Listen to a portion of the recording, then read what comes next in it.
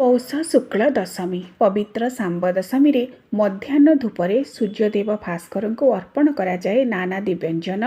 କାନିକା ଖେଚୁଡ଼ି ଡାଲି କ୍ଷୀରି ସହିତ ଘଡ଼ଘଡ଼ା ତିହଣ ବା ଶାମ୍ବ ଦଶମୀର ସ୍ୱତନ୍ତ୍ର ଯେଉଁ ଘାଣ୍ଟ ତରକାରୀ ତାହାକୁ ନିବେଦନ କରାଯାଏ ପଞ୍ଚୋପଚାର ବିଧିରେ। ଆସନ୍ତୁ ଜାଣିବା ସେହି ଶାମ୍ବ ଦଶମୀର ଘଡ଼ଘଡ଼ା ଘାଣ୍ଟ କଥା। ସମସ୍ତ ପ୍ରକାର ପରିବା ଯାହାକି ଋତୁକାଳୀନ ଶୀତ ଋତୁର ପରିବା ଯେପରିକି ଆଳୁ ବାଇଗଣ ସାରୁ କଖାରୁ ମାଟି ଆଳୁ ବା ଯାହାକୁ ଆମେ ଦେଶୀ ଆଳୁ ବା ବାଡ଼ି ଆଳୁ ବୋଲି କହୁଛେ, ମୂଳା ଶିମ୍ବ, ତା ସହିତ କିଛି ଗଜା ମୁଗ ସୋଲା କାବୁଲି ଚଣା, ତା ସହିତ କିଛି ମକା ମଞ୍ଜି ମଟର ମଞ୍ଜି ପାତି ନଡ଼ିଆ ବା ନଡ଼ିଆ ଛୋଟ ଛୋଟ ଖଣ୍ଡ କରିକି ନେବେ। ତାକୁ ଭଲ ଭାବରେ ପ୍ରଥମେ ଲୁଣ ହଳଦୀ ଦେଇ ସିଝେଇ ଦେବେ। ତାପରେ କଡ଼େଇକୁ ଗରମ କରି କିଛି ଶୁଦ୍ଧ ଘିଅ ଦେବେ, ଜିରା ଛୁଙ୍କ ଦେବେ, ଅଦା ଛେଚା ଦେବେ, ଟମାଟୋ ଦେବେ, ତେଜପତ୍ର ଦେବେ। ତାପରେ ସେହି ସିଝିଥିବା ପରିବାକୁ ପକାଇ ଭଲ ଭାବରେ ଫୁଟିବାକୁ ଦେବେ।